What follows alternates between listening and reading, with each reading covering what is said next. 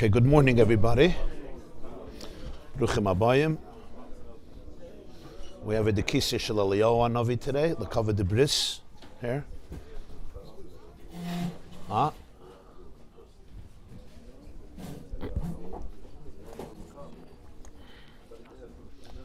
There's a story. There's a story about the Mezritcher Magid, who was the Balai Lul of Yutas Kislev. One of his Talmidim was traveling to him.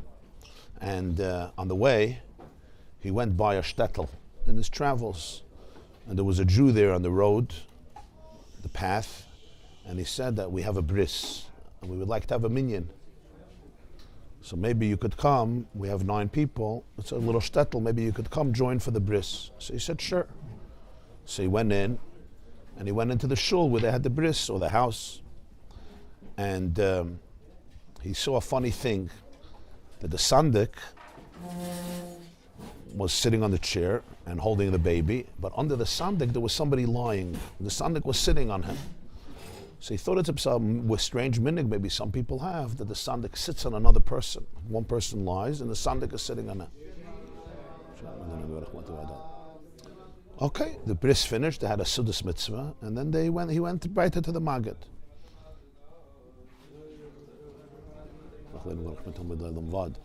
So he came to the magid and he went in, and then he said that he told him the story, and he said that he never knew there's such a minhag by people that the sandik sits on somebody and he holds the baby. So the magid says, every bris, just this time you were zeicha to see. Every bris, just this time you were zeicha to see. Yeah. This is one story. Another story, they say that the Chayzer Lublin, who was a student of the Magid, had a chassid, but his father-in-law was very, very opposed to chassidim and chassidus. And he lived by his father-in-law. His father-in-law supported, he was learning. He had a baby in Lublin. Lublin is Poland. And he invited the Chayzer Lublin to be the sandik for the bris, and he agreed. But this person, the father-in-law, the Zayde, did not want the Chayzer to be the sandik. So this younger man, he was up a whole night, and I guess in the morning, he fell asleep, I guess. So the father-in-law made a bris before he woke up. He made a bris on his grandson before the father was there. You know, it's a chiyuv on the father, whatever. He was eish lahava. He was very angry, I guess. So he made his own bris, and he was the sandik, and he got a moil. He did everything on his own. By the time the guy got got things together, it was a little late. You know, kaminik, some people, vayashkem avram baboyker, they say it's a gefedet and gefedet, shengeven noch hatzois. So it was already over. The chayzer comes, and there's no bris to do. It's okay. There's nothing to do. The chayzer went home, and this chassid went, and he apologized to him, and I'm so sorry, and he was devastated. The chayzer said, why are you so devastated? It's fine, I came. Machshava tova didn't work on his. He says, no, I'm devastated because who the sandik was. I wanted you to be the sandik, and instead the shver was the sandik. And you know, sandik is a very big thing. So the Chayzer says, you don't have to worry.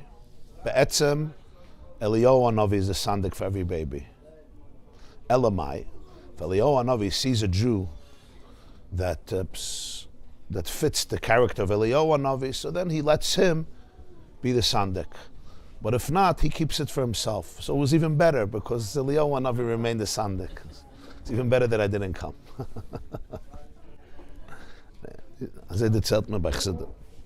Okay.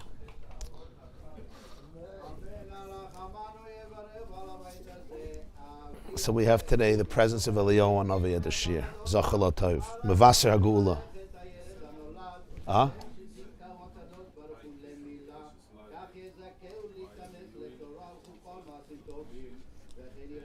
Tishbi Yitaritz Kushis Vabayis.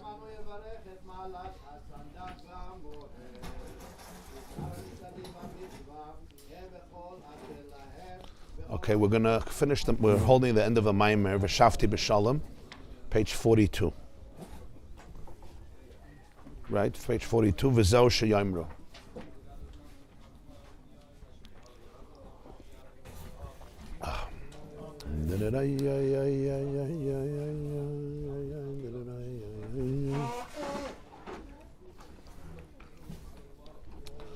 You see 42, on top it says Vayetze. The paragraph begins with Zeh Sheyemru La'asid Al Yitzchak.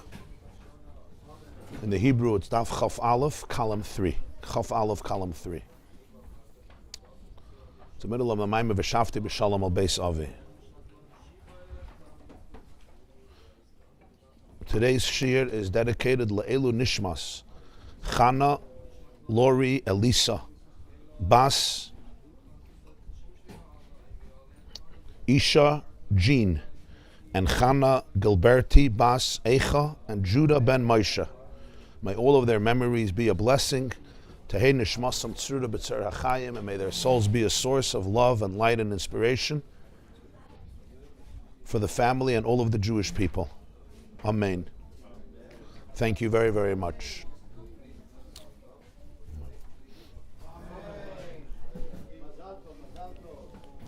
Okay, so the main nekuda was we were learning.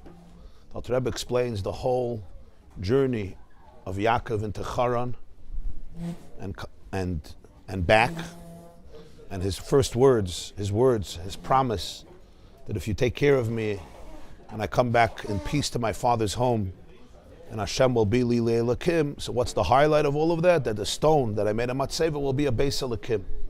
And he asked all the questions, if you remember, why the focus is on the stone again and again. He went to sleep with stones, and he took up and he took the stone, and he made a promise that he's going to do something with the stone. Everything is about the stone. And what's this whole idea that the stones are fighting and the stones become one? From many stones becomes one stone. And the many questions he asked. And the main nekuda was that Charon comes from the word Charon, which means anger. But in Tehillim, there's the famous expression, Nichar Groini, which means my throat is dry. When somebody's hoarse and the words barely come out, like the words are the Nichar Groini, which is the same letters like Charon. It's like a state of restrictiveness. The voice is not coming from the chamber of the heart out to the world in an expansive way, everything is open, but it's rather restrictive. And because it's restrictive, the letters come out, but it's very, very schwach, it's very weak, it's frail. So that's what it means. It's called parched. The throat is parched. Nichar Greini is like very parched. Like we say, Eretz Tzia, V'ayev B'li Mayim. Eretz Tzia is parched land. There's no water. It's very dry. So that's Nichar Greini. What does this mean spiritually? The whole world is Dvar Hashem. The whole world is Isis of Elikus. Everything. The whole Maimah explained that everything is Isis. The question is only the combination of the Isis. From 22 letters, you have combinations that are almost endless. And therefore, there's so much diversity in creation. It's the same Isis. Just like you have it in science, all matter is built from atoms. All matter, that's the building blocks of matter are atoms, but it's the combination. It's the combination of the elements called the tzirufim that creates endless diversity. And every single nivra has its own unique tziruf, and that's the name. It's called the Lashon Kodesh. The name in Lashon Kodesh is the tziruf, the combination of the letters that represent and channel the divine energy. So everything is Isis, which means everything is Dvar Hashem. There's a koil. But Nichar Greini means when the throat is parched, and therefore the words don't come out with a hisgalus, with a revelation. Either they barely come out, or they don't come out, meaning you can't hear, like somebody's so hoarse, you can't hear a word they're saying. So when there is a flow, you recognize the koil Hashem b'koyach, koil Hashem b'hadar. So that there's a unity in the world, Yeah. And then when there's Nichar Greini, that's the B'china of Charan, it's a state of restrictiveness. Ne'elamti dumiyah, there's a silence. So then you're not aligned with the source. That's called disconnection, disalignment, misalignment. When the person is not aligned with their own energy, that's the beginning of all dysfunction. That's disconnection. Like, I don't know who I am. I'm alive, but I'm not alive because I'm not connected, at least not in a conscious way. That's the idea of Charan. Vayetze Yaakov b'Beersheva vayelech Charana. And over there, therefore there's Charan, there's anger, there's frustration. There's grief. And as a result of that, the first thing Yaakov has to do on the way is, from many stones, he wants to make it all one. Like he explained, every ice is called an Evan in Sefer Yetzirah, right? Many Avonim create many homes. 2 Avonim create 2 homes. 3 Avonim create 4 homes, etc. 6 homes, sorry. 4 Avonim, 4 ices create 24 homes. 5, 120. 6, I think 760, and so on and so forth. So Avonim are metaphor for Isis. Initially, of course, the Avonim are separate, and they're fighting with each other. That's what they do. Everybody has its own turf to protect. That's the natural fabric of our world, right? The first children that were born, Cain and Hevel, also killed each other, right? So, yeah, right? So homicide, like, went right in. In other words, conflict is not a chiddush. Conflict means you have an ego and you're trying to protect it. And you protect it in any way you can. The chiddush of Yaakov Avinu is to introduce a new consciousness into the world. And that's the consciousness where you see the Isis as being part of the flow of oneness of the author. And that's Vayikach Evan Asher Samar Ashaisav. That's the Yud, which is the Keli for Chachma, Bittel, like we explained at length. In other words, when you see all the Isis as channeling the author, and there's one author that's being manifested in the diversity of Isis. And that's the paradox of the world. On one hand, as we explained, Isis could mean nothing. You could look at a music sheet and see musical notes and it's just dead. But somebody who appreciates the music looks at the musical notes and starts singing. They start smiling. You can memorize words and Mishnahs. You can memorize the whole Shishah Mishnah and not understand a word. Right? You can memorize Ashayatza, you can memorize Ashrei, you can memorize the whole davening Baal Peh. A lot of people do because they say it for so many years. But it's just letters, it's words. It has everything in it, but I'm not aware of it. So that means you could know letters and not know anything else. So letters don't really channel the energy. So the answer is that's the paradox of letters. On one hand, the letters Lagabe, the Seichel is Daimim, Mamish Daimim, lifeless. On the other hand, it's a channel for all of that. And that's exactly what stones are. Stones are not a person, stones are daimim. And yet, when the stones are put in a particular context, it becomes your home, your presence. They channel you, they manifest you. And that's the same word, that's what the world is. So I could look at the world and see it as a living organism. It's alive, there's a music, and it's flowing. Everything is vibrant. Every insect, every bird, every fish, every mammal, every human being, every bush, every shrub, every leaf, every droplet of water, every flake of snow, every grain of sand, every cell, every animal, it's all alive. The Isis are channeling the Chiyus Elikus, and there's a oneness in everything. On the other hand, it's also, we have the ability to look at the world and just see it as a dead sheet of music, just Isis. I don't even identify the Chiyus in it. It's 2 ways of looking at it. And this happened because Tzimtzum, that's what he said, it has to go through all the restrictions to be able to come into Isis. Or Misham Yiparet. So either it speaks to you or it doesn't speak to you. Very good. Either everything speaks to you or nothing speaks to you. Yeah. All depends on the kavuna and the consciousness. It's the consciousness of a person, yeah. Yeah, they say from the Baal Shem Tov, they asked the Baal Shem Tov once why, by his Talmidim, by him and his Talmidim, there's so much singing by davening and chiyus by davening and generally a lot of dancing and joy and celebration. Like what is it about? So, because by other places, the Baal Shem Tov brought this in, but other places it was seen as, insanity and a little meshuggah and you're crazy and all that.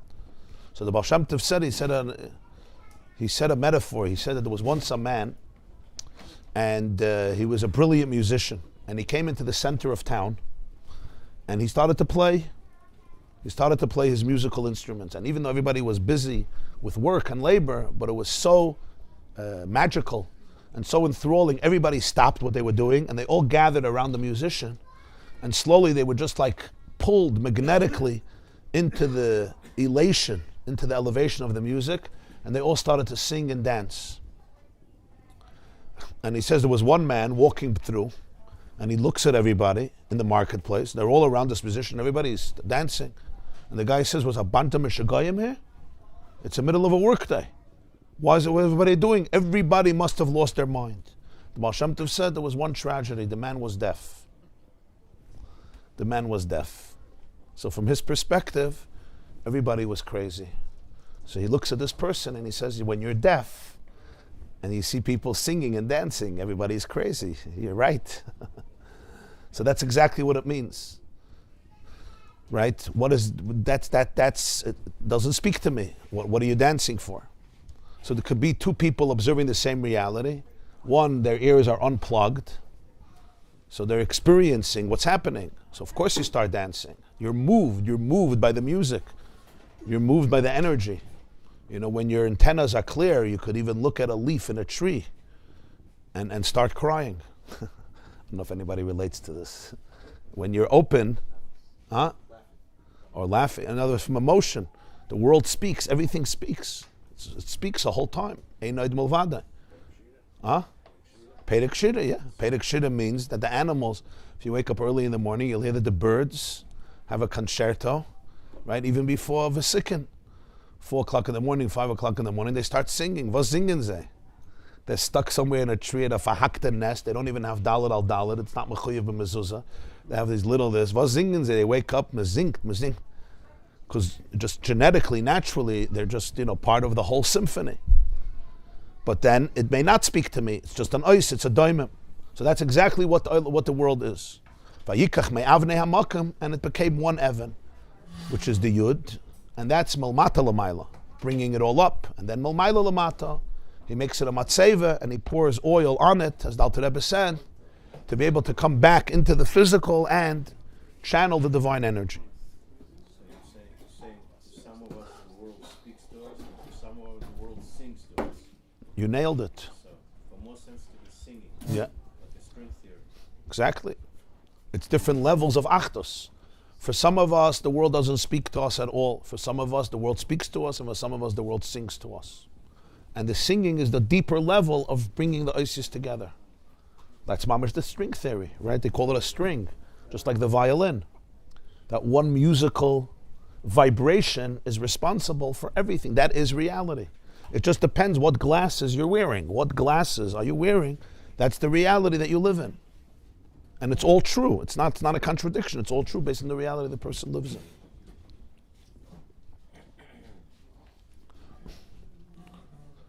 My brother told me once that he heard from a Jew. It was the 1940s. So the Lubavitcher Rebbe wasn't a Rebbe yet, because the Rebbe Rayatz was still living till 1950. And he was once verbringing, I guess it was Shabbos Vayetze. So he said over the Rashi that everybody learns, that we learned here, that Yaakov took all these stones and the stones started to fight. And everybody said, I want the head. So what did Hashem do? He made that the stones should become one. So they stopped fighting. So the Rebbe asked about Labatish a question. Yeah, even if the stones are one, but the head can only still be in one place. So why they fight? Why are they not fighting? Yeah. Take this table. This is one table. But if you lie down on this table, your head can't be here and here and here and here. Your head could still be in one place. So imagine you have a bunch of little tables. Yaakov lies down and they start fighting. I want the head. So Hashem makes one table, one stone. But they should still fight because the head is only in one place of the stone. We all lie on mattresses, but your head can't be on every place in the mattress. So the Rebbe answered, he said in Yiddish Azai, As wenn is ein Sach, art nicht, as the zweite hat the cup. When you become one, you don't mind if somebody else has the head. The reason I mind when you have the head is because I'm separate. When you're one, you can have the head. Or to put it differently, you could say, when you're one, the other person having the head is you also having the head. So you're not jealous. Right? That's really, in a very simple way, it captures the Nakuda. There's almost two modalities in which to live. Right? You see it very much in relationships. In a marriage, how do you know you graduated from a place of discord to a place of unity? When the other person has the head, you celebrate it. It's like, machaya, it's enjoyable. Because there's no, the friction that exists.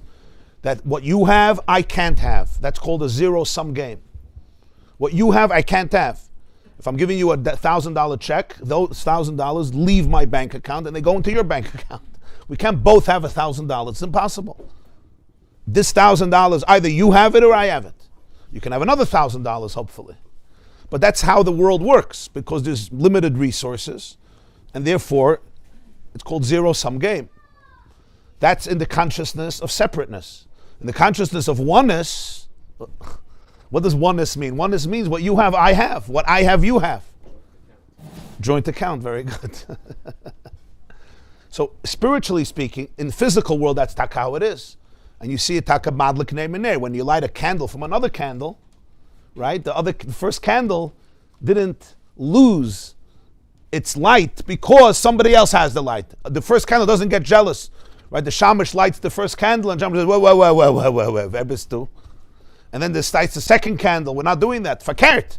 What is it? The light now spread. There's more of you. There's not less of you. Why is there more of you? Somebody just took away your shine, your glitter. Because fire, light operates in a different way. It's more of a ruchni. In a ruchni, there's no such a thing. You took it away. You took it away. If I'm giving a shiur, if we're learning a mimer, yeah, and I know the mimer, and I teach it, and now you know it, I'm like, oh my God, you just took the mimer away from me. I don't usually think that way. At least I hope not. Why not? Why not?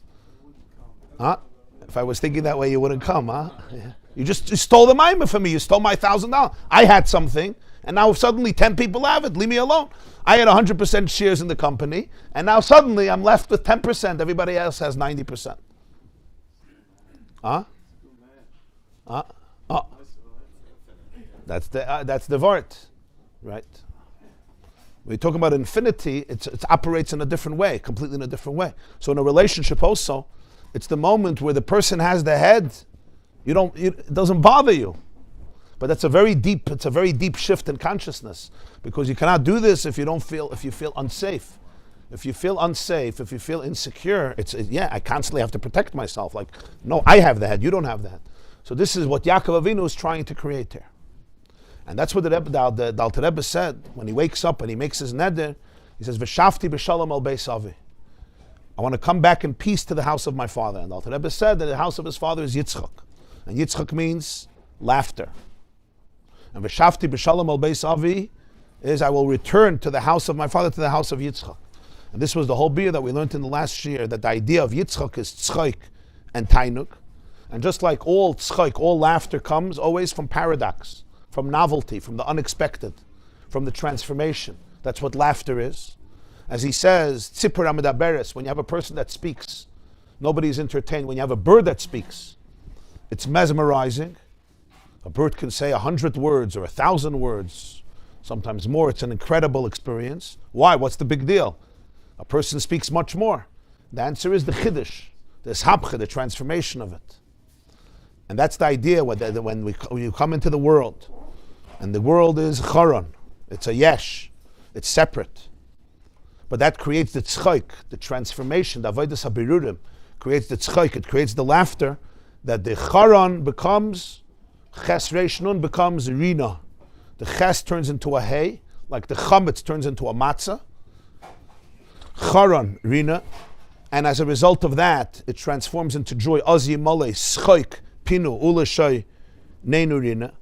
And the whole kavan of the whole ishtalshalos, that the light of Hashem becomes parched and becomes hoarse, and the voice, the throat dries up, and the letters are barely concealed, is that the person who comes into that world takes the fragmentation and the yesh and transforms it.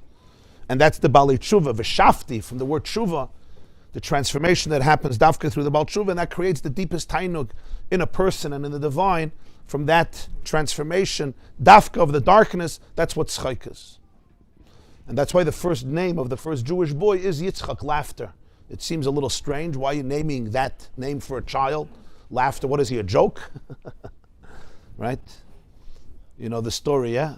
The rabbi, the priest, and the minister walked into the bar, and the bartender says, what is this, a joke? So what is this boy, a joke? Yitzchak? So you say, well, it's just laughter. It's an interesting name, and this is the first Jewish name, because Avram, he wasn't born Jewish, and Sarah wasn't born Jewish, although they went through a change from Avram to Avram, Sarah to Sarah, but it's similar. But the first Jewish name that was given when Yitzchak was born, Hashem said, "V'karasa Shema Yitzchak," and Sarah said, "Kol Hashemei Yitzchak li, Tzchak asa li Elokim." That means that this name captures in it the essence of everything. Because the essence of everything is the ability to create the unexpected, the novel, the revolutionize, the transformation. Of course I can go into darkness. Of course I can go into disassociation. Of course I can go into fragmentation. But tzchaik is the ability to create a different punchline, the unexpected punchline. This I didn't expect. It's when the soul surprises the mind, or to put it differently, when the soul surprises the ego, when the divinity in you surprises the fragmentation in you. And it happens in a split second. You could see your system going one way, and you breathe and you say, I'm going to go into a different consciousness. Instead of the consciousness of defensiveness, it's the consciousness of oneness. Outdo yourself? I wouldn't say outdo yourself, surprise yourself. There was a famous man named Yogi Berra. I'm sure some of you heard of Yogi Berra. He's already in the next world, wherever he is. So they'd say about him that he once asked, his wife once asked him, he died a few years ago. She says, where do you want to be buried? Where should I buy you a burial plot? He says, what's the question? She says, you were born in Missouri. You live in New Jersey, but you play for the New York Yankees. So where should I bury you? Missouri, New Jersey, or New York? So he said to her, surprise me. Yeah, not bad, surprise me. So the purpose of life is, surprise me, surprise yourself. Of course you can get into a fight with your wife. We know that. Of course you can get jealous. Thank you. Of course you can get resentful. Thank you. You're going into survival template. I hate the world hates me, I'm unsafe. Surprise me. It's not a chachma. That's normal.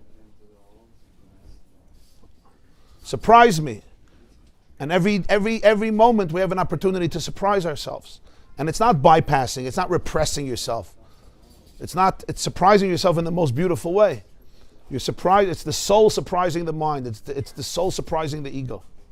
And it has to calm down the ego. In the Lashon of Chassidus, it's the Nefesh Elikis, surprising the Nefesh Bahamas. Explain your question. Tov Shalom et Ches. Yeah. I guess so, yeah. It's connected probably. I don't know if it's mamash, it's connected.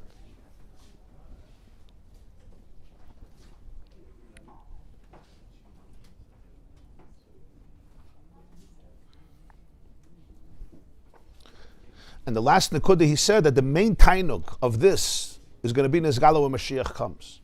In other words, what's going to be, right now it's mostly the Avodah Sabirudim. And when you're in Birudim, you don't so much feel the bliss because you're in the thicket of the work. When you're in the thicket of the work, you could feel the battle more than the bliss. You could feel the tug of war, the ability to go in two ways. Because this requires a lot of presence of mind, and again and again. In other words, naturally the stones are fighting. That's how it's going to be. The stones are fighting. The Isis are killing each other. Everybody says it's mine. My head. So it's constantly bringing in the consciousness of the there's an achdos essentially, and you're not going to be happy in fragmentation. It's a very short-lived happiness. People who get into a fight, they're fighting, they protect themselves constantly, but there's a torturousness there because you're fighting your system. You were not made to fight. You were made to be in unity. Yeah. So I protect myself. I put up walls. I'm completely behind the walls, but I'm also completely isolated. Completely isolated. It's not the natural, you're not in flow. You cannot be in flow because when you're in flow, when you're open-hearted, you're in flow of the divine energy, which is one. Because all the Isis are really one, they're all one. That's the Maimer Echad. You remember we spoke about the Maimer Echad Yachali Boris versus Asarim Amaris. Maimer Echad is the way it comes from oneness, and then it comes into Asarim Amaris, and here there's Bchira, here there could be a Tzaddik, here there could be a Rasha. And Alter Rebbe brings the pasuk, Ba'avoid Rishayim Rina. When you manage to cross the defeat of the Rasha inside of you, meaning the ego, that's Rina, that transforms Charan into Rina, into joy. Ba'avoid Rishayim Rina. Just that pasuk itself, how he changes it. Everybody lives Ba'avoid Rishayim Rina. When a Rasha dies, you make a party. Alter Rebbe says, Ba'avoid Rishayim, when you allow the Rasha inside to get lost in the light, Rina, that creates from Charan, it creates Rina, that creates Tzchak. There has to taich. Alter Rebbe's taich.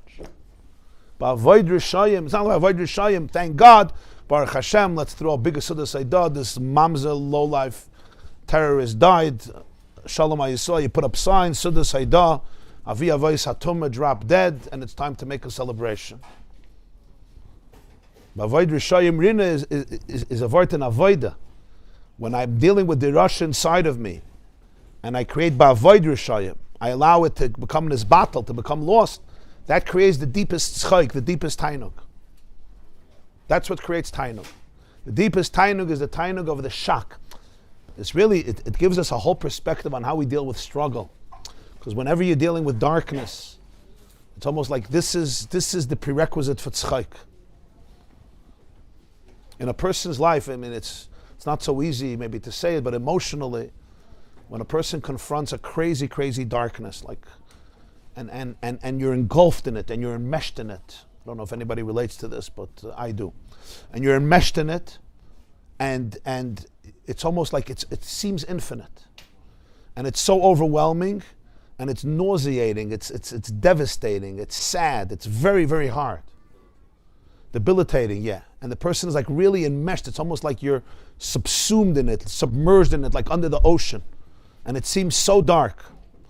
And then from there, this Ba'avoid Rishayim, the person comes out on the other side, and suddenly they see that the darkness was just a journey that they had to go through in order to be able to discover who they really are. The level of tzchaik, and taina that comes from that is unprecedented. You can never have that in something that's just initially light and initially bright, which is beautiful and it's geschmack. But that level of transformation, whoa! It's like that whoa, that unexpectedness it's earth-shattering. And the inner serenity that it creates, the rina that it creates, is an infinite type of rina. That's b'makom shabali tshuva oimdim, tzaddikim gemurim can't stand there. Because what happens then is, it transforms everything.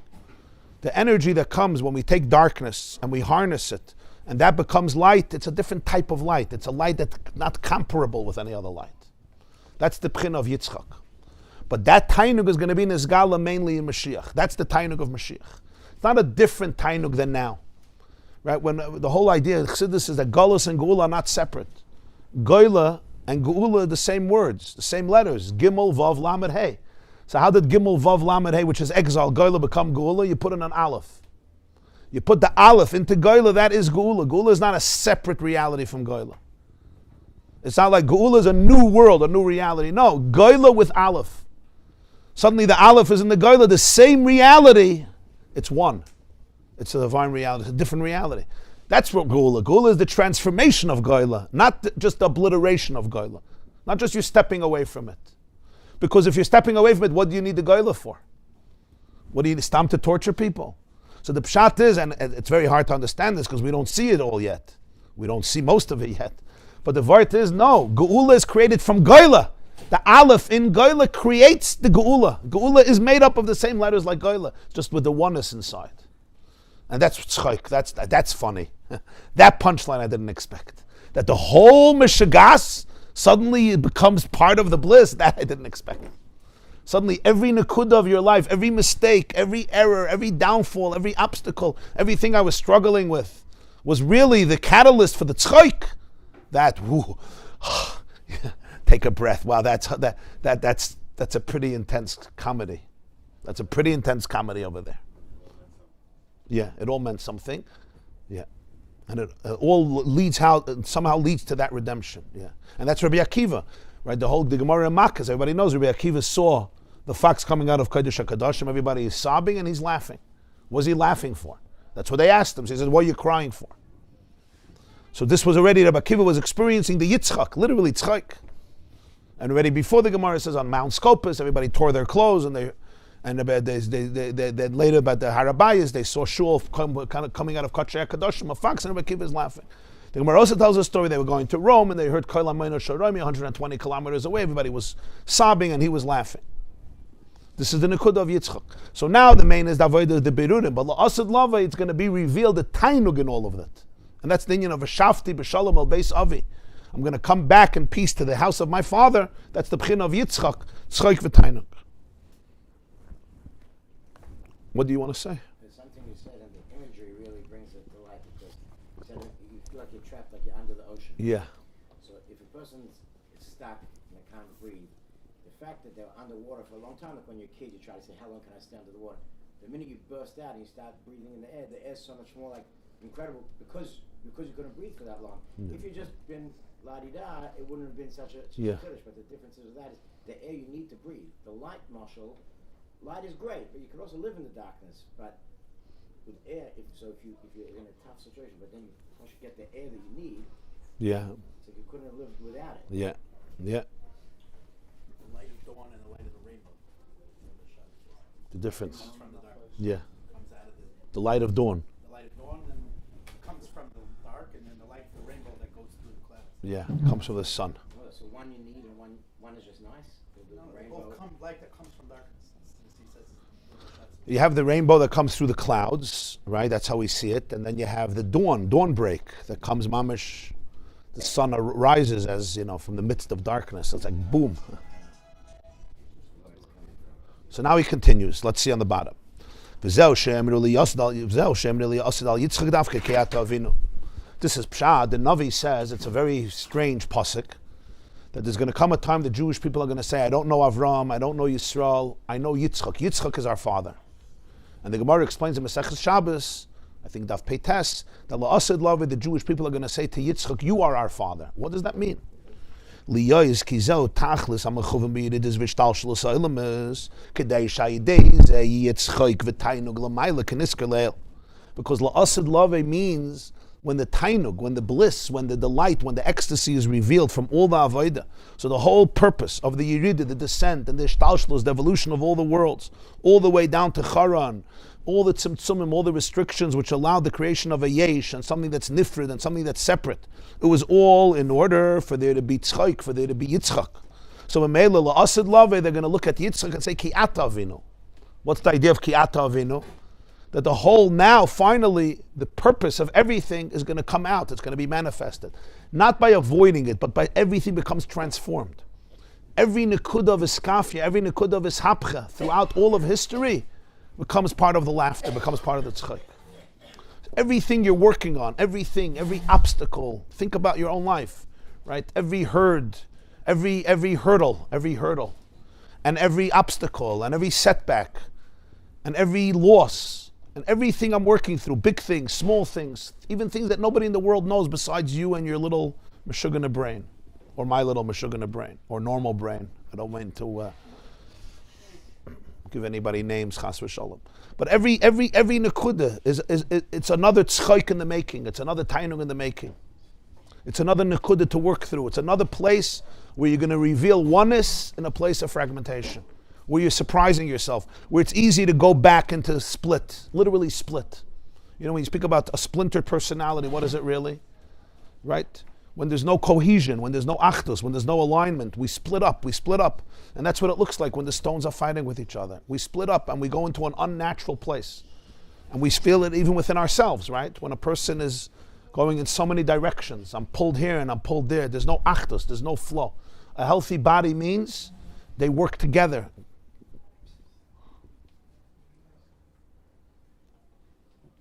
When parts of the body start working against themselves and the body, it's one of the most dangerous realities.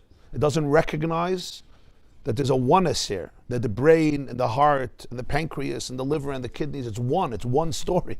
They're not competing with each other. They're different, but they're not competing with each other. We all understand that within ourselves, but the same is true if you go a little further. It's true with the whole planet. It's true with family, it's true with community, it's true with the planet, and ultimately it's true with the universe. That's really what it is. That's the Nikud of Achdus. V'nigla kvoid Hashem v'rochal basa yachtav kipi Hashem diber. When it says Mashiach, we're going to see kifi Hashem diber. Here also there's the Alter Rebbe's taich. The way the world taiches is when Mashiach comes, v'rochal basa yachtav, everybody will see kipi Hashem diber, that whatever Hashem said became true. The Alter Rebbe taiches, v'rochal basa yachtav kifi Hashem diber. The whole world will see that everything is pi Hashem diber. They will see kipi Hashem diber. Everything exists because of pi Hashem. So Mele, it's all one. It's one author.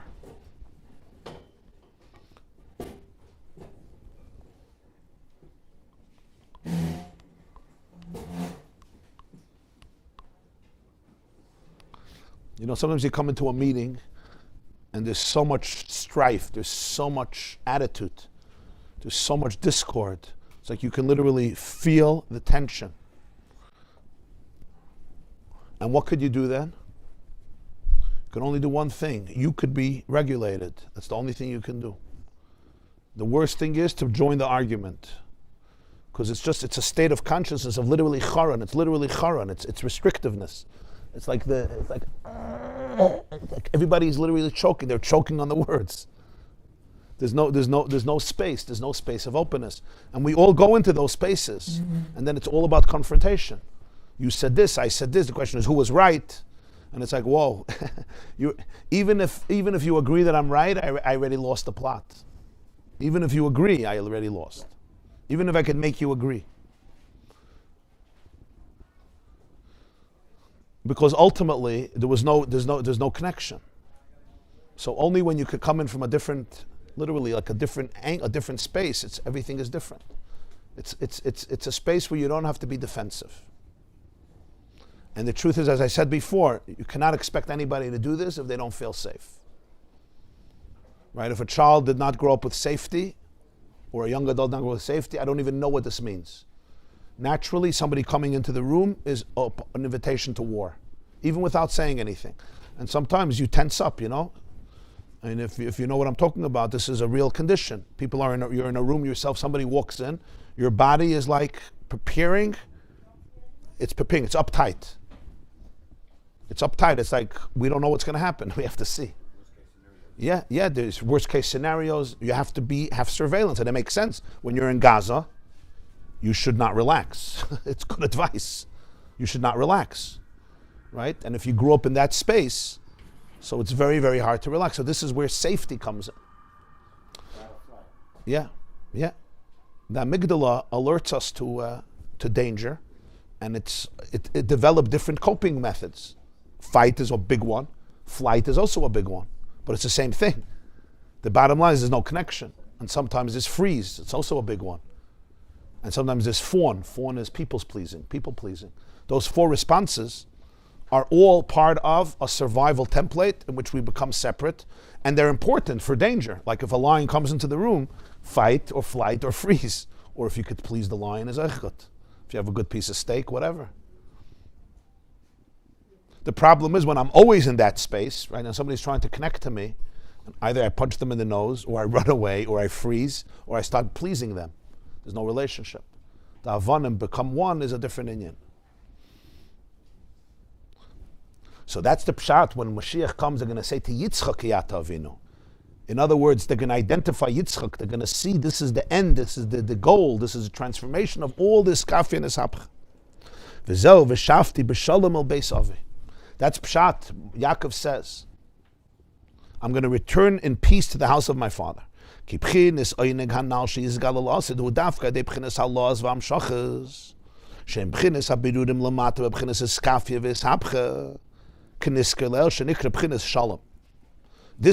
that's going to be revealed comes through 2 motions. One is halah and one is hamshacha.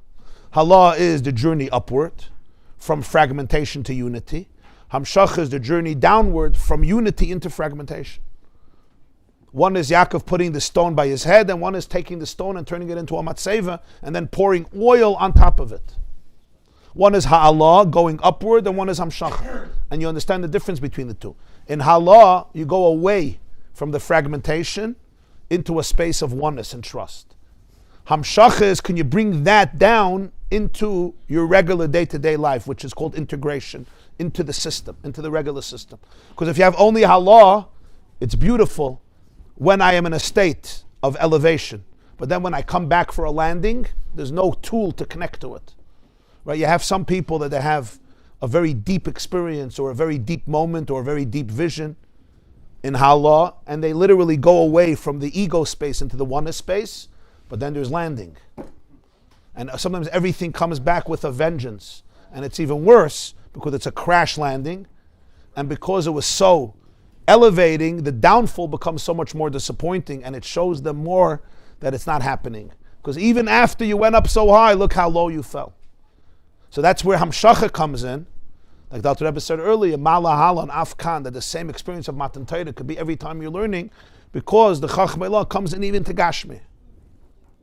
So the Alter Rebbe says this einig is through two things, through halah and amshacha. These are all the birurim lamata, and this is called shalom. Vshavti b'shalom.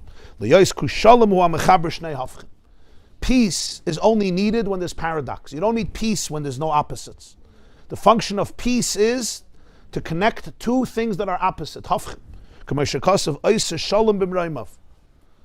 We finished davening. Oisa shalom b'mreimav. He makes peace in his heights. Hu yasa shalom aleinu.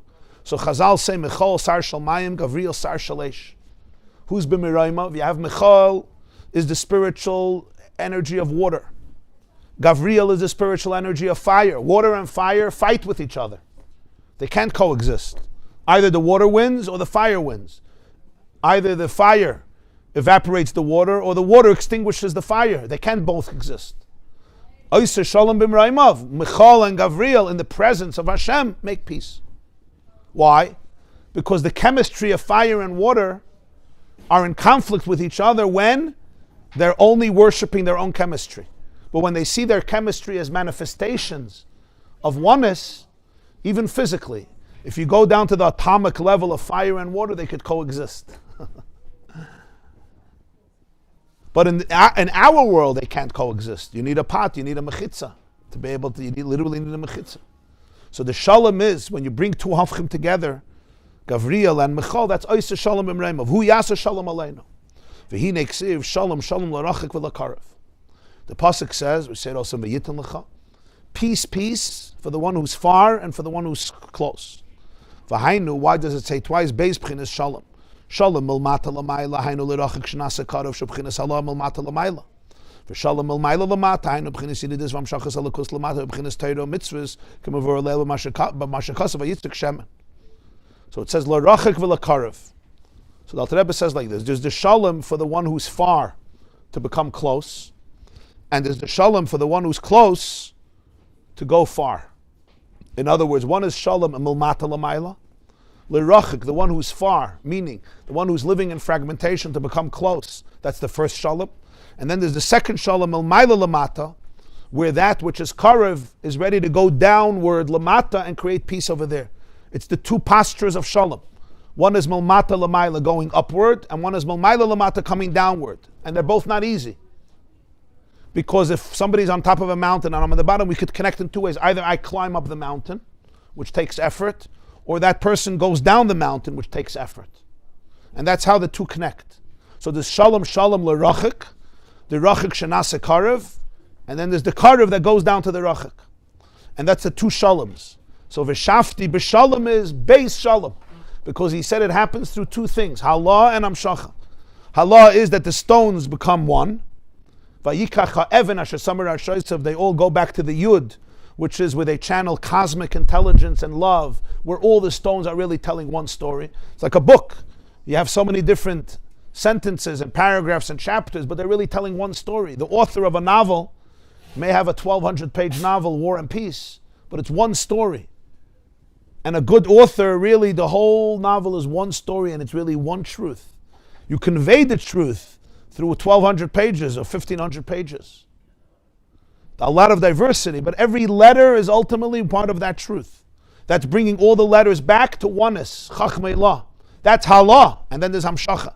Hamshacha is vayitzak shemen al roisha.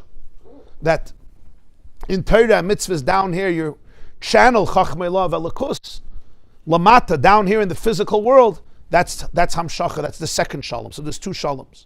By they beis b'chinas shalom hanal, and through these two types of peace, shehem b'chinas hapchem echashoichel l'nahir, which are all about the transformation of darkness and delight. Shelo yiyeh b'chinas almin de pruda. It shouldn't be anymore a world of fragmentation. Nak b'chinas yichud u'bittel, k'may shol l'mayla b'elam esel yoyna mamish. But that this world should experience the alignment and the bittel, the oneness, like it is in the higher worlds, mamish, where godliness is revealed. So this is the Vshavti b'shalom. If I'm going to do the tshuva that comes through beis shalom, b'shalom is beis shalom, two types of peace. Va'azai ashuv el beis avi, then I'll return to the house of my father Yitzchak. Sheizgala mimei b'chinas oyne ge'elyon, and then the divine bliss will automatically be revealed. Shehu b'chinas ein soif mamish.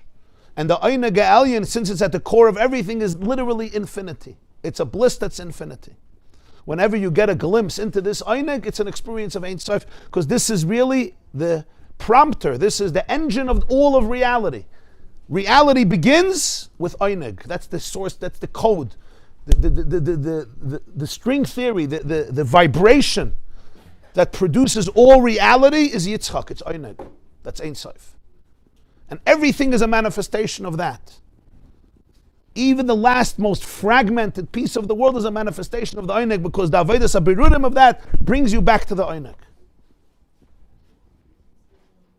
So if you want to understand in your own life, the core of everything, this is, I said that the Fabrengen of Yitzchak Kislev, that a person can go into very, very deep places. You go visit this most incredible place in the world, and you're just astounded. But you don't have a map. You don't know what to do with it. Like, you don't know where to place it. And if you come back to your regular place, you don't even have any words for it. The map is not the reality.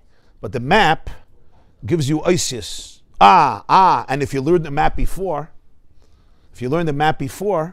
so when you come there, wow, I read about this mountain, I read about this cloud, I read about this river, I read about this valley, I read about this stone, I read about this tree. And when you come back, you also have something with you. Right?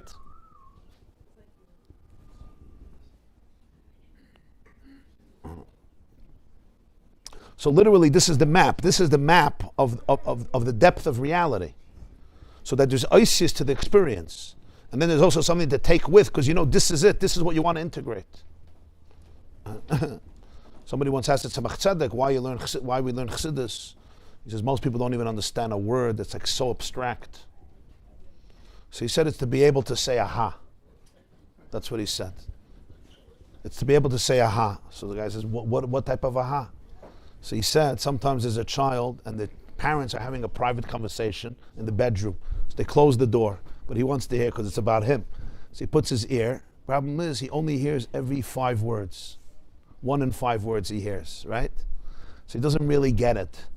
But then, when finally his mother tells him she spills the beans, he's like, aha, aha, aha, aha, aha. Now I get it. That was the word. So he says, you're learning. Mashiach is going to come. Yeah? You'll be able to say aha. You'll be able to say aha. Aha. Very good. But what's the Aimek Ha'inyan? Stam. So you won't say, but one guy wanted. The ability to be able to say aha means, of course, this is it. This is what it was in the system. But it could fully be internalized, it could fully be integrated. So what Alter Rebbe here is saying is that at the core of everything is Einig. Einig begins everything. And that's Ein Sof Mamash.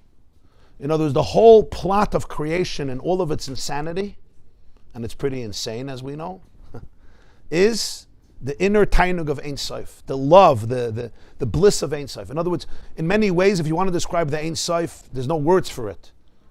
But it begins with Einig Ha'elyon, with pure infinite bliss and love.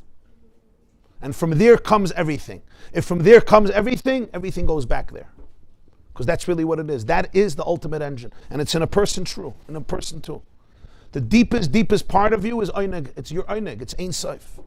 It's your love, it's your infinity, it's your bliss, it's your connection. And this is your royalty, this is the Einig. And all of our life seems so fragmented from that. It's like, Einig, really? If you can have Einig once a year for a few minutes, you're happy. Everybody's looking for Einig constantly, this distraction, that distraction. But really, when you could connect it to that, that's Yitzchak, that's Vshavti b'shalom al beis avi.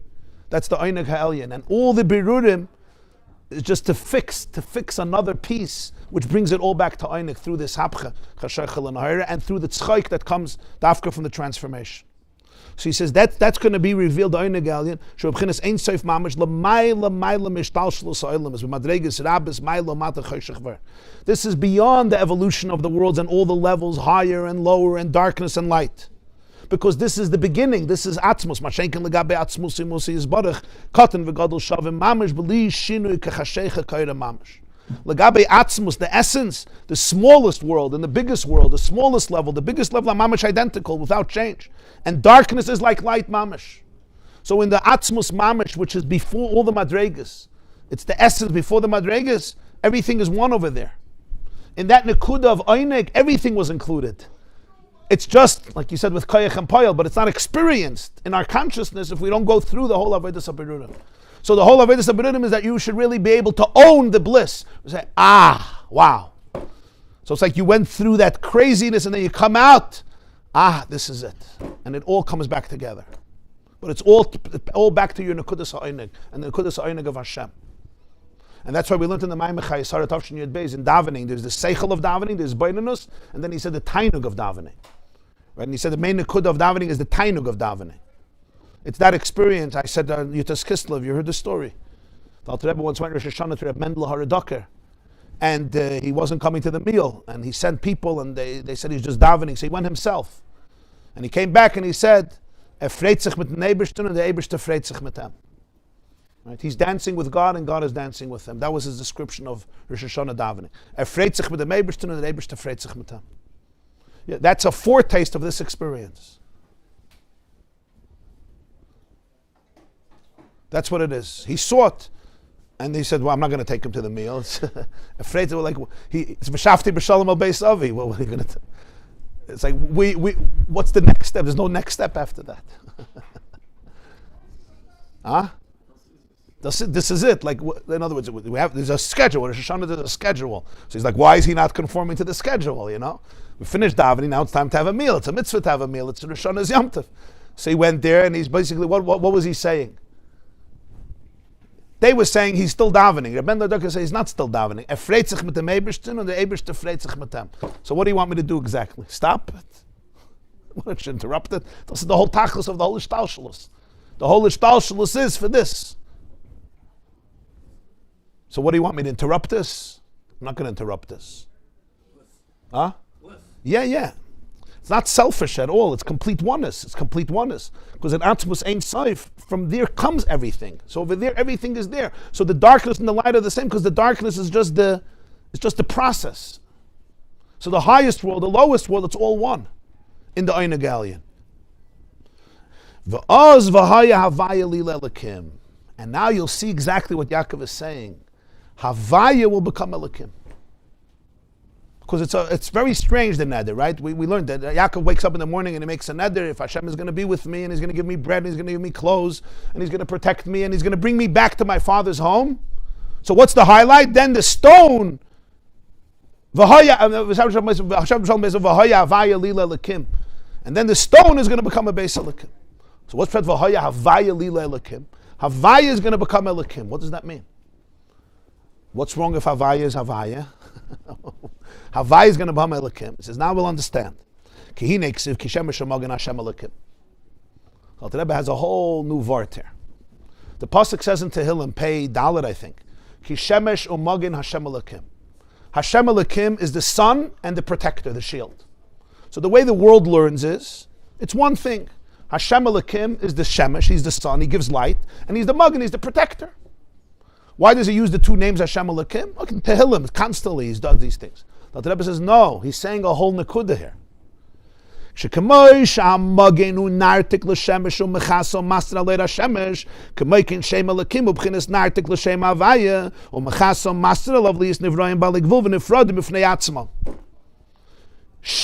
u'magen Hashem Elokim is not Hashem Elokim is the sun and the protector. No.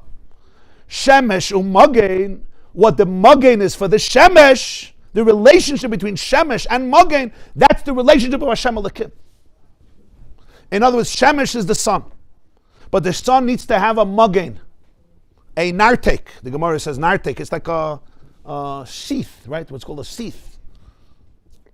That protects it. If the Shemesh did not have that, we would not be able to survive. We would all become French toast every single morning. Or actually American toast, if you're in America. If you're in Russia, it's Russian toast. The Magen filters, condenses, contracts, compromises, dilutes the air that you could sit and enjoy your vitamin D and enjoy your heat and get a suntan. I mean, not now, but if you go to Miami. And the world grow, the earth, this produce, the sun is responsible for survival on the planet. But only because it has a nartek. It's even the distance of the sun is very, very meticulous. I don't know if you know, it's a half fascinating thing. Because if the sun was further away, not very far, we would freeze to death. If it was closer, we would burn to death. So it's meticulously positioned in a way. 5% deviation. Yeah, mamish, it's a half of a fellow. Here again, you see that nothing is random. As you said, 5% deviation would result in catastrophe. So shemesh u'magain, it's shemesh, but the shemesh needs a magain, a protector. To protect us, the soul, we need to be protected from the sun, so the sun needs to be limited. Havaya Elikim, that's what's Shu Hashem Elikim also. What magain is for shemesh, Elikim is for Yud Kei Vav Kei.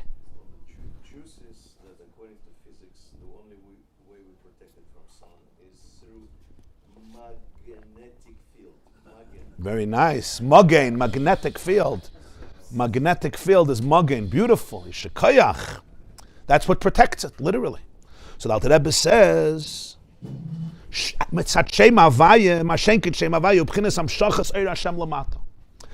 Havaya is the flow of infinity. With the flow of infinity, you can't have a yesh. If there was a shemesh without a magain, if there was Hashem without a likim, there's no yesh. What's yesh? Yesh means I exist. I have an ego. I need to protect it. The only reason I can even experience that initially is because of Shem Elikim. Shem Elikim eclipses so much Shem Havaya that the energy comes into me, comes into you, comes into everything, and I say, oh, I exist. Who created me? Nobody. My mother. Biology, my mother, my father, that's it. I'm a yesh, I am. Suddenly there's I am, and now the question is, who are you? I can even be an atheist. So I become a yesh, I become separate. That could only happen because of Elikim. Elikim eclipses the light to the point that it's so filtered and so condensed that you don't even know its source. And you don't even identify with the source, and I'm not in flow anymore. So that's the chiluk of Havaya and Elikim. V'hinei, so what's pshat v'haya Havaya lila Elikim? V'hinei kol zo b'chinas ishtalshlus ma'ilo mata choshech v'ay. This is all in the evolution where there's higher and lower and darkness and light. Havaya is light, and Elikim is midas hatzimtzum. That's why Elikim is 86. It's begematria hateva. Elikim is begematria hateva because it creates nature. In the future, the Einig is going to be revealed. The Einig is higher than Ishtalshalus. Remember, all Ishtalshalus came from the Einig. So the Einig is higher than Havaya and higher than Elikim. So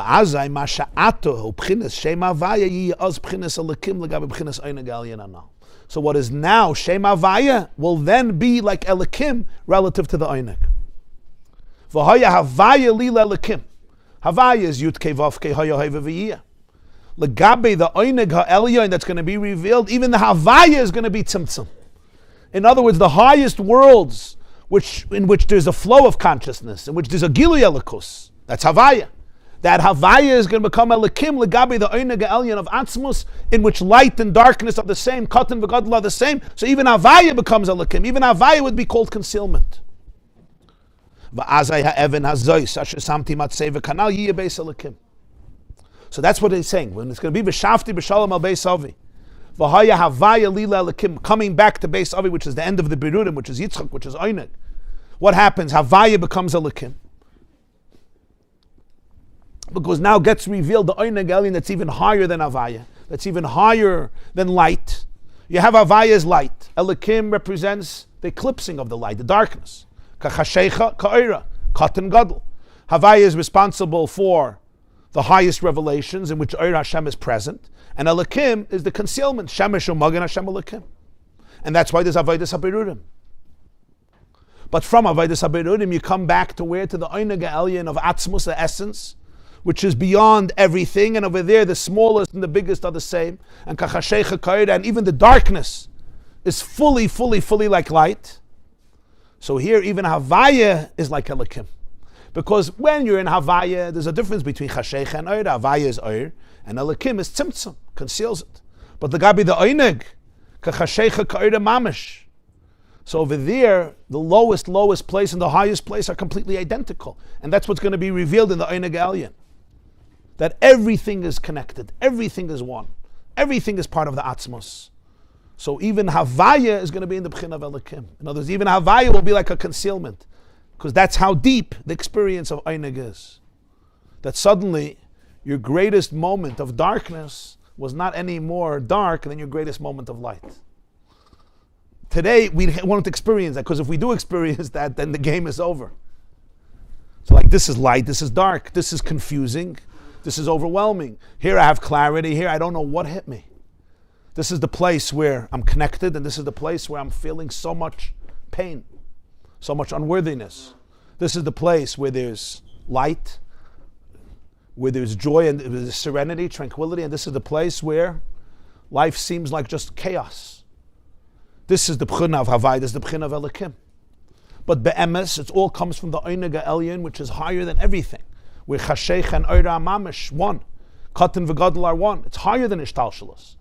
It's higher than the evolution of the higher world and the lower worlds. That's where everything comes from. So when that gets revealed through the Avodas HaBerurim, what happens? Then even the highest place of Havaya is like Elikim. Because it's so much beyond that, and therefore on the other hand, the lowest place is also higher.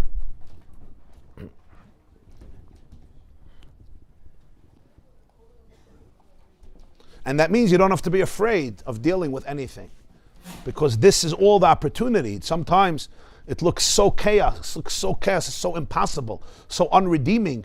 That's all in Hishtalshalus, where there's Chashecha Ka'ira. But in the Einig Ha'elyon, there's a secret bliss. It's really a secret. And legabe that, even Havaya is still is like a Elikim. Even Havaya is a Tzimtzum. That's how real it is. And because even Havaya is a Tzimtzum, therefore even the lowest darkness is connected to that bliss. Because it's not defined by light anymore. In Havaya, it's defined by light. Elikim is by darkness. But this is a place that's beyond it. So even Havaya is Elikim. And that's why the lowest darkness becomes part of that Einig Elyon. You're feeling what Alter Rebbe is saying. This is very heavy. So what's his conclusion? So if all of this happens, so what's the punchline?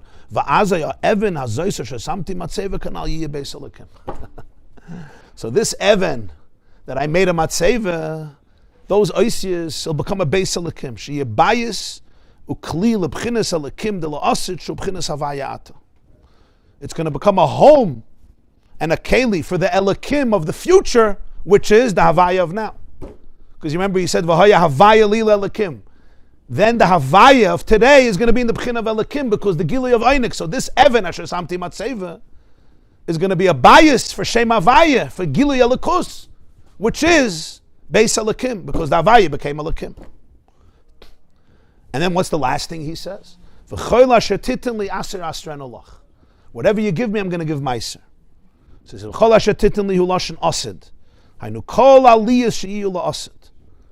everything you're going to be giving me, in other words, all the aliyah, asid lavai, there's also going to be endless aliyahs. Life is not going to be boring. So what are we going to do if this? He says, "Hakoil asid asrenu lach b'bchinas meiser kanaida." Every madrega, legabi the madrega above it is only meiser. It's like a tenth. So it's going to be asid asrenu lach because it's infinite. So every madrega is going to be asid asrenu lach koil asher titinli asid asrenu lach.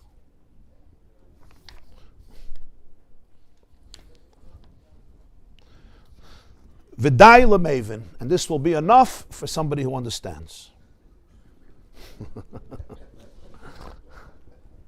And for somebody who doesn't understand, I don't know what's going to be enough, right? But that's how he finishes the Maimah. It doesn't finish every Maimah like this, very seldom. V'dai lemavin, this is enough for somebody who understands. The Tzemach Tzedek wrote a kitzer on a lot of Maimarim just to be able to summarize it. So we'll go through the kitzer fast. Aleph, he Pasha goes through the whole Maimah, but very brief, so you get a full picture. Aleph, hine Yaakov himshech hayud chachmei la lebchinas hakvayim. The word Yaakov is Yud Ekev. He took the Yud, which is Chachmei La, the cosmic intelligence, where everything is one, and he brought it into the Akvayim, to the soles of the feet. V'zeh winyan yitzias Yaakov me'Be'er Sheva. That's why he leaves Be'er Sheva, which is the well of seven, meaning the wellspring from where the seven emotions come. In Kabbalah, it's called Yisoid Ima, the element of Yisoid, of the Pchina of Ima, which is Bina, which is the source of the Midah, is the mother, Ema Banim Smecha. And Yisoid is its connectivity. So that's the well of the seven, and he brings it in L'Bchinas Charon, Kadei Lahalo is Birudei Noiga, to elevate the birurim of Klippas Nega. V'hainu mashalakach me'avnei hamokim shem b'chinas oisis dvar Hashem hamolubashim b'doimim tzemei achai v'osamem even achas u'b'chinas yud shazel v'yasem r'ashaysav. He takes the stones, which represents the letters of the Dvar Hashem enclosed in doimim, tzemei achai, everything in the world, turns it into one stone, which is a yud, which is mirashoysav. He puts it at his head, which is chachma, which is the yud. V'achakach v'yasem oisam atzeva. He makes this stone a monument. Hamshachas b'chinas vav shenimshach mehayud. That's the vav that extends from the yud. V'u'inyan oiraisa mechachma nafkas. That's the Torah that we have down here, which comes from chachma. Chachma is the yud, and the vav extends it. V'yatze koleh shemen. Vayitzek Allah Hashem, and he pours oil on it. Liyos mala halan be'em avira afkan be'em avira. The Gemara said, just like by Matan Torah, there was such awe and reverence. Now also when we learned is that there could be that awe and reverence because it's really the same experience. What do you mean it's not the same experience? There's no fireworks and drama. That's the koyach. That when you realize that these words I'm learning is channeling Chachmei Elah Mamish, it's literally you're in that state of Matan Torah. Beis, Vshavti b'shalom al Beis Avi. Through this work, I'm going to come back to my father's house. B'chinas Yitzchak, ki ata avinu. You're our father. This is the laughter and pleasure that's going to be from all the birurim, all the sifting and dissecting and elevating. The avodah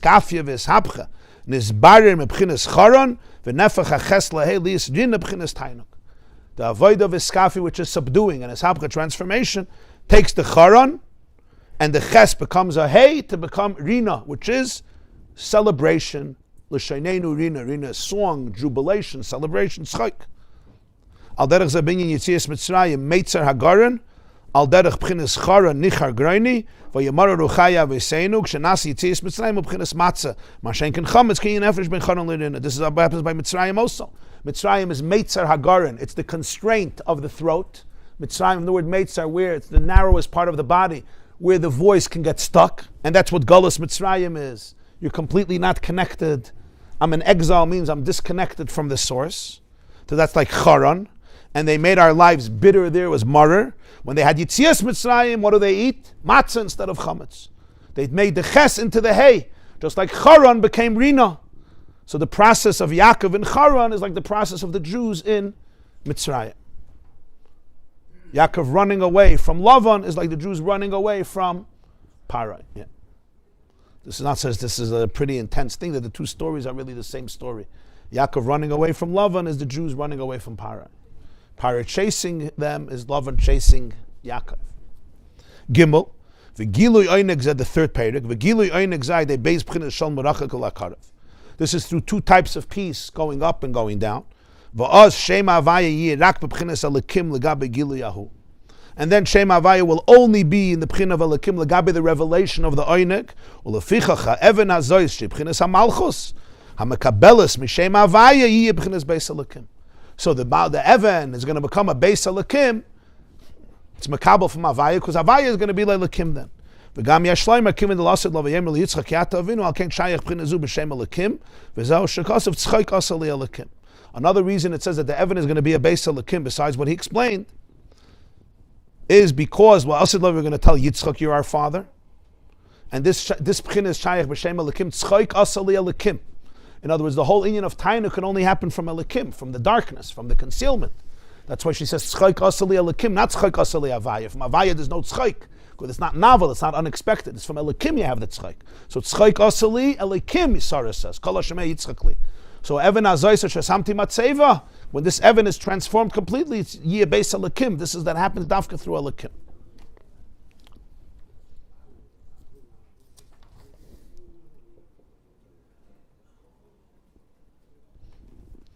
Okay. Marriage? To understand that? Of course. It's probably a very good marshal.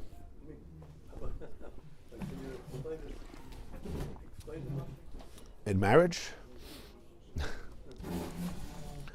Yeah, I mean, we all understand that this is what trust is.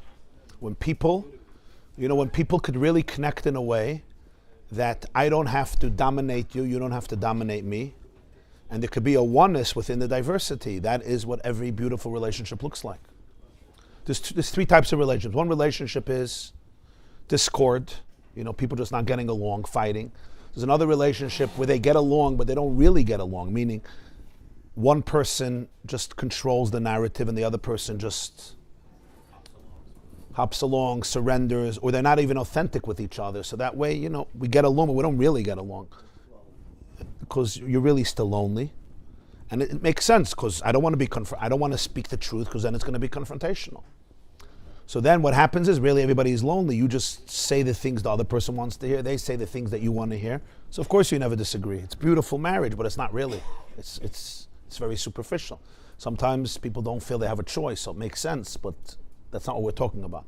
The real achdus is where every stone retains its own uniqueness, but there's a trust where they become one. Like that's the idea of one stone, and then you can have the head. It's fine, because it's instead of negative competitiveness, it becomes a beautiful enhancement of the truth of the oneness. But you can only do that if you feel oneness. The moment I feel that you're threatening me, I will never do this. You got to be crazy to do this because you're compromising your safety. I'm not going to do it, right? Only when you feel, that's where everybody has to work on it. Everybody has to work on it. You have to provide, everybody has to feel safe to be able to be them. If the moment I tell you what I'm thinking, you're going to tell me how stupid I am and how nerdy I am, and that I'm a meshugana and I'm just like my mother and I'm just like my grandmother and I'm just like this one and that one, or I'm going to say this to somebody else, we're done, fine. Either we fight or we're like, you know what, it's impossible. So that's not going to happen. This is the idea where you could bring two opposites, shalom. What's shalom? Shalom is not, you're not opposites. That's not the vart. Shalom is it's two opposites, but they could be in peace. How can they be in peace? So you have to reveal something that really connects them even as two opposites. The only way you could do that is when you bring the Evan back to the source. You bring the Avanim back to the source. Verstehst? Huh? Unfortunately. I asked him if he understands. He says, unfortunately. I love that. Gewaldige line. Best line of the shir. Okay. I hate to break it to you, but you're not the only one who understands. It's a big photo. Oh, yeah.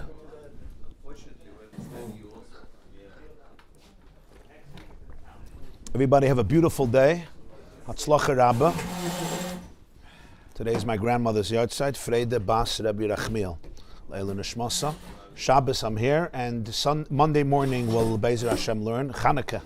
So we'll learn something on Chanukah.